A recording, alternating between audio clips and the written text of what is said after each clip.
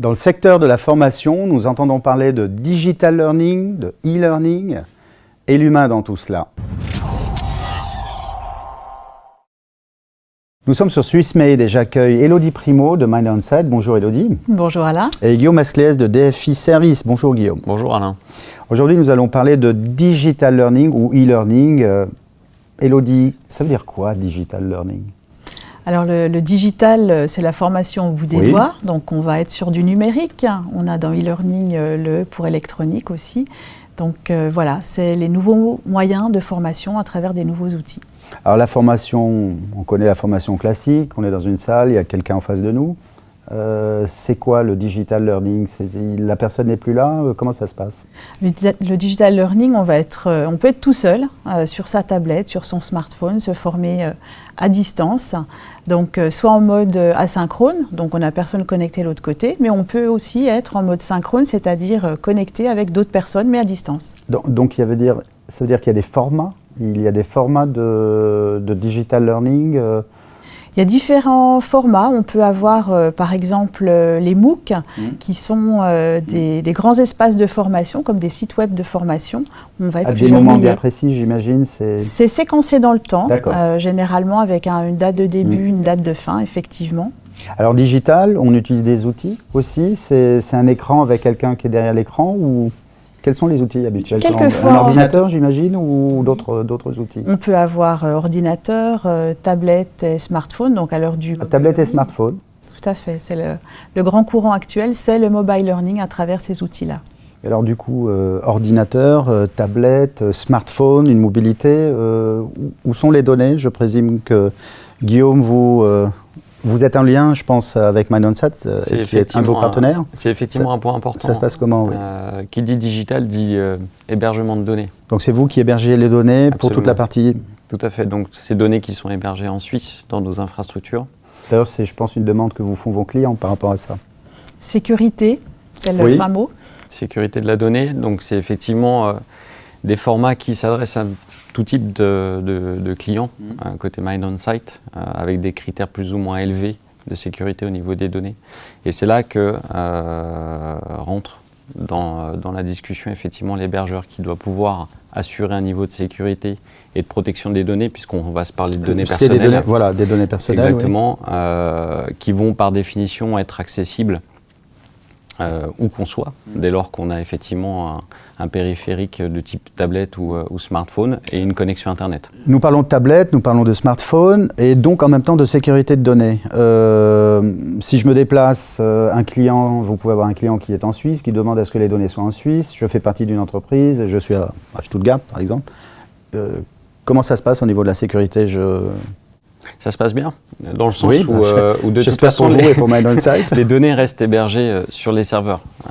L'outil va simplement permettre d'accéder à ces fameux serveurs via des connexions qui seront sécurisées, bien évidemment. Donc je dirais que la donnée ne va pas se balader avec la personne. La donnée va rester sur une plateforme qui elle-même est certifiée pour cela, donc qui est certifiée en l'occurrence ISO 27001 et tout un autre... toutes les garanties qui vont avec. On a parlé d'outils, on a parlé de digital et de données, et l'humain dans tout ça, parce que, on va dire certaines générations, n'est-ce pas, aiment bien voir quelqu'un en face. Ça, au niveau des formats que vous avez cités, comment ça se passe aujourd'hui, par exemple ? Effectivement, dans les salles de formation, on a l'humain, mais je vois même maintenant des robots de téléprésence qui s'invitent dans les salles. Des robots.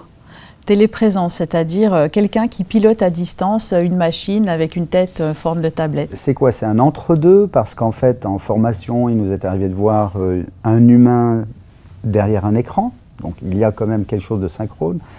Un robot, ça me met pas mal à l'aise ou c'est un intermédiaire ? Il y a des besoins à ce niveau-là ? Il y a des besoins à ce niveau-là. Par exemple, pour les enfants, au niveau de l'éducation, les enfants qui sont en convalescence peuvent être présents. Quand on parle de formation, c'est pas toujours facile de déplacer tout le monde. Et le fait d'être là sous forme de robot qui peut se promener dans la salle, c'est aussi intéressant parce qu'on interagit vraiment avec les autres, plus qu'à travers un écran simple. Quels sont les avantages ? Bon, effectivement, il y en a un, vous m'en parliez, c'était le fait que les personnes ne se déplacent plus. Est-ce qu'il y a d'autres avantages par rapport à ça? Réduction des coûts pour les entreprises, hein, c'est Oui. le maître mot aussi. On a besoin aussi de se former juste à temps. Le fait de devoir attendre une formation présentielle qui a une date des fois assez reculée fait que eh bien, les gens n'étaient pas prêts au bon moment, alors que là, on est dans la formation juste à temps. C'est quand je veux, où je veux.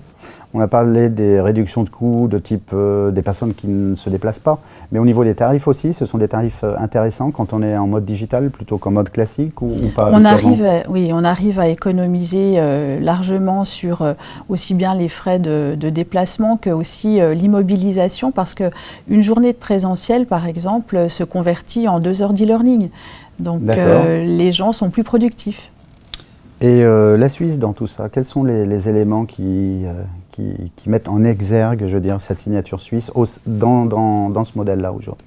En Suisse, on a toujours eu l'apprenant au centre de sa formation, parce qu'on n'a pas d'obligation de formation en Suisse. Oui. Par contre, on est dans des sociétés qui sont très formatrices. L'apprentissage est un élément essentiel. On les prend très jeunes et ils vont pouvoir se former au sein de l'entreprise, donc acquérir des compétences métiers très rapidement. D'accord. Vous, DFI, j'imagine qu'il y a de la formation aussi au sein de DFI? Absolument. C'est avec MindOnSite, avec d'autres partenaires, j'imagine. Ça se passe comment? Est-ce que j'imagine que le digital fait partie de votre ADN, mais est-ce qu'il le fait au niveau de la formation aujourd'hui? En fait, je vais revenir sur un point qui est important, c'est sur la souplesse qu'offre l'outil du e-learning. C'est-à-dire que les personnes, effectivement, n'ont plus besoin, je dirais, de bloquer un agenda pour ça. Ça peut être fait au fil d'une journée, puisque en général, ce sont des formations qui peuvent être on va dire, en spot formation. Donc, on peut tout à fait continuer sa journée de travail, s'arrêter, faire son exercice, entre guillemets, et puis reprendre sa journée de travail. Donc, même au sein de DFI ou chez les clients chez qui on adresse ce genre de produits, ça offre une souplesse et je dirais un gain de temps qui est important. D'accord, on peut même considérer que des simples tutos, on est un peu dans le digital learning aujourd'hui, c'est-à-dire que chaque personne va utiliser cette auto-formation selon ses horaires ou les moments où elle peut... Oui. Et aussi une différence entre la Suisse et les autres pays, c'est qu'en Suisse, on peut se former quand on veut, c'est-à-dire même le soir. Effectivement. Et de plus en plus, les nouvelles générations... Une flexibilité, on va dire, au niveau du... Et les nouvelles générations se forment pas uniquement pendant les horaires de travail. Oui, elles sont d'ailleurs très en contact avec ce monde digital, donc elles ont une appétence, je dirais, naturelle à cela. Eh bien, je vous remercie, Élodie Primo de MindOnSite et Guillaume Asquez de DFI Service. Merci. Bien, vous étiez avec SwissMade et nous parlions de Digital Learning.